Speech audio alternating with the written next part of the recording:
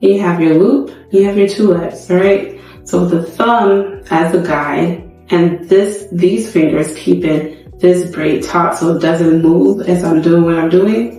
All right, you'll see exactly how I'm working the hair, okay? And the index is going to be guiding too. So the index and the thumb, right? And this one's kind of holding it so it doesn't move too much, all right? So I'm grabbing one leg, okay? Then I'm going to grab the other leg, the index finger is guiding it into the loop, okay? Then I'm grabbing that last leg, going back to that last leg, and I'm going to be pulling it twice, okay? And then I'm going to pull it down taut to her scalp, like so. That's not going to budge. You see how that's looking?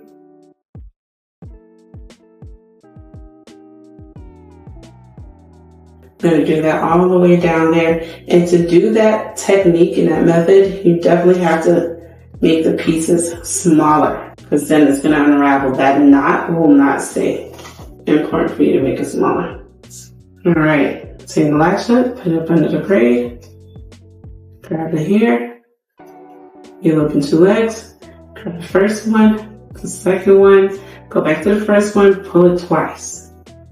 All right. Now I'm going to try to get this under this loop right here, this little knot, so that we can lay that flat.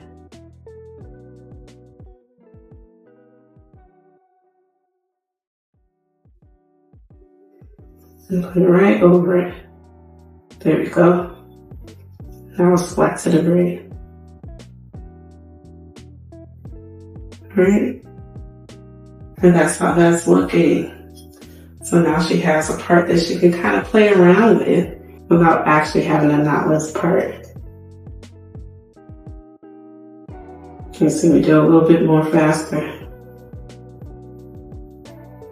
That's how that's looking. So you don't have to do this straight back, because like you're giving her that and she didn't pay for it. You know, you just kind of do something like that. They're like, well, I wanted 2 parts, you know, and like, well, you know, we'll just do this for you real quick.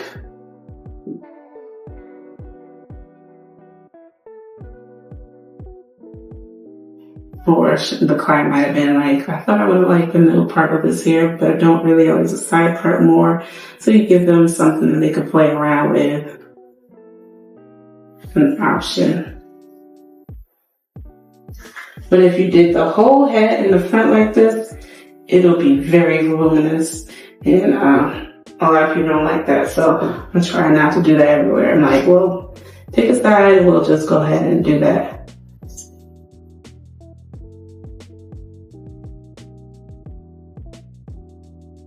All right.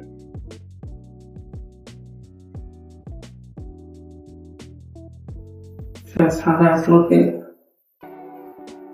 It's not as perfect as the knotless part, but it does the job.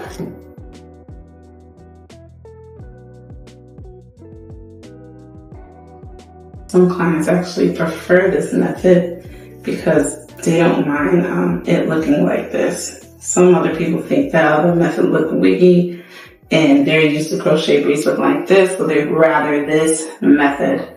So it's all up to the person. Me, I am very particular. I want this to look like it's grown from my scalp. I don't want to see any knots.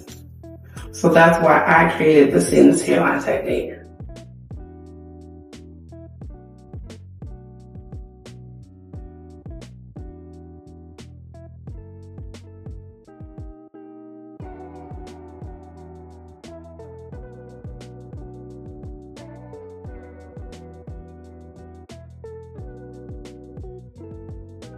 That's not going anywhere. Okay, that's not slipping out the client's head.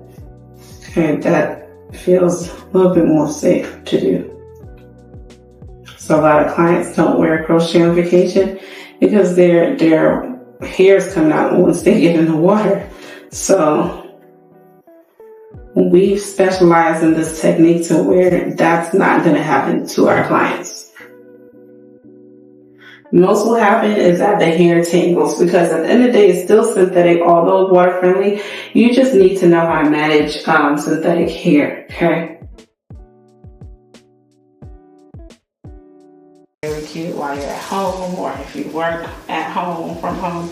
You can do stuff like that just so you don't look too much, or even roll it like this, back like that. You know, little things like that is really cute as well. You just play with your seamless hairline, and there you have it. Yes, you look so pretty. Here she goes. Absolutely beautiful. Thank you. All right. Thank you.